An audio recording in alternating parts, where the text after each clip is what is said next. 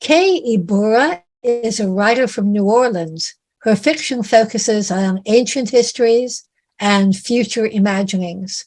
She's written 2 short story collections, the Tiptree Award winning, I suppose we should say something else now, but it's really the James Tiptree Award.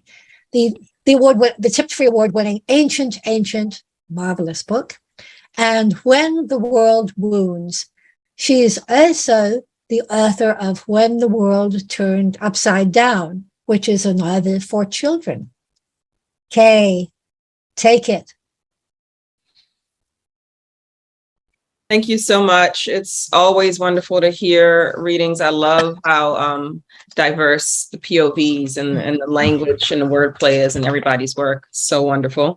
I will be giving away, I also write about writing and think about writing a lot because writers obsess over how we're producing, why we're not producing. So I'll be giving away an ebook about writing called On Finding Your Voice.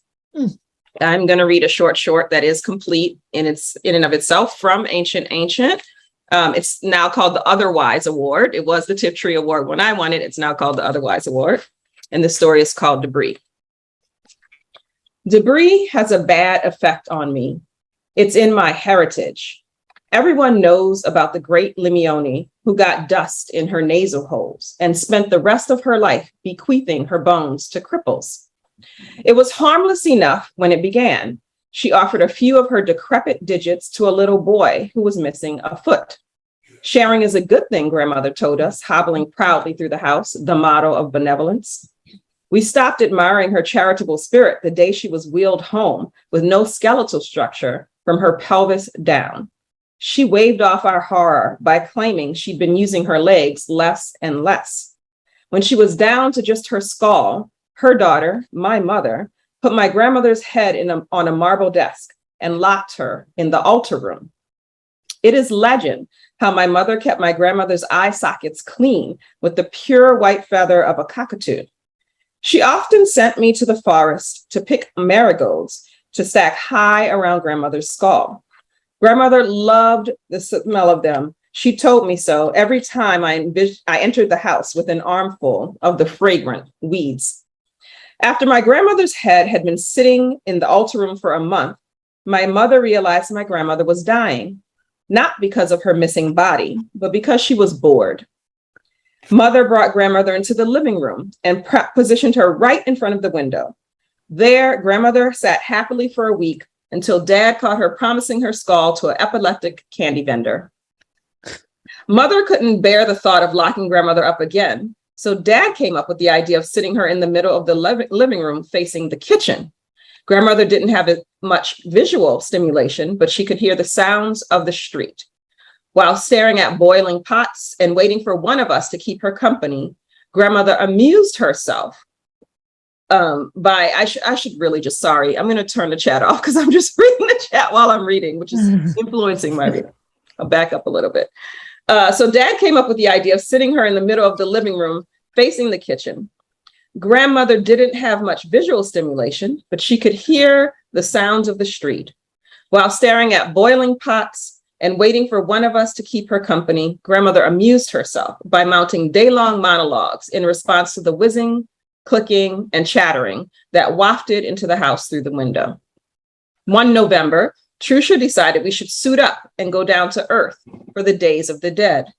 The humans make so much mischief during those days, they don't notice us creaking through on our bones. My costume had seen better days. Trusha said it was my sin that had made me run my robes down into tatters. Lorky doesn't believe in sin. He doesn't believe in costumes either. Easy not to believe in anything when you're always aligned. When I started slipping out the door that November night, I swore I heard grandmother whisper, "Be ill." I stopped and looked back, but she was silent. I stared at the cracks that worried their way down the back of her skull, but they too were silent. Grandmother said nothing more as I turned and slipped out the door. Down on Earth, we looked for the cemetery with the most lights. We figured the busiest graveyards were best. While people drank, ate, and cried for their dead, we could sneak in unnoticed. We found what we were looking for in Oaxaca, a tiny little desert town. in the middle of 6 kissing mountains. Lorky's black velvet cape covered us as we rushed into the swirl of activity on a dark, dank wind. The minute we landed, I started trembling. That happens whenever I find myself in close proximity to humans. They have the best emotions. Their feelings are so sharp and hysterical and self-propelling. Their auras make me vibrate. With the candlelight swimming around us, the buzz of voices and the emotions flying through the air, I felt a sense of intoxication, a grandeur. How can I explain what it felt like to dance with a stilt walker whose stilts were thicker than my femur? How can I tell you about the eerie, flesh-like shadow that shrouded Trusha's cheeks as she laughed at Lorky yanking people's souls out of their chests and juggling them with one long-boned hand? How can I describe the moist succulence of a tiny child's fear when it glimpsed my weathered, pocky bones and swallowed the sight of me with undiluted dread? Trusha thought it funny to pass her hand through people's spines. She would reach into their backs until her wrist bone was buried in their flesh. She'd rub the tip of her index finger along their hearts, moaning filthily when their bodies went stiff with pain. While she was enticing me to find a spine to disturb, I felt a sudden chill licking between my 5th and 6th vertebrae. When I turned around, I saw a huge child running toward me. "You can't catch me," it yelled. The child did not touch me, but the force of it passing knocked me over. I fell across a grave, and a parade of children, yelping in delighted terror, ran by. Humans are dirty beings. They never learned how to transcend Earth, especially in their graveyards. The debris kicked up by those murderous little feet covered me in a canopy of dust. This was not the little spray of dirt that, once stuck in grandmother's nasal openings, induced her suicidal bone endowment spree. This was huge clumps of dirt. I was clogged. I was suffocated.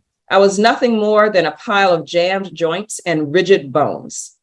Lorky tugged at the bowl of my pelvis. Trusha yanked at my ankle bones, but the debris was stronger than their worry. Trusha pulled harder and harder, but I didn't stir, couldn't stir. Every inch of me was paralyzed.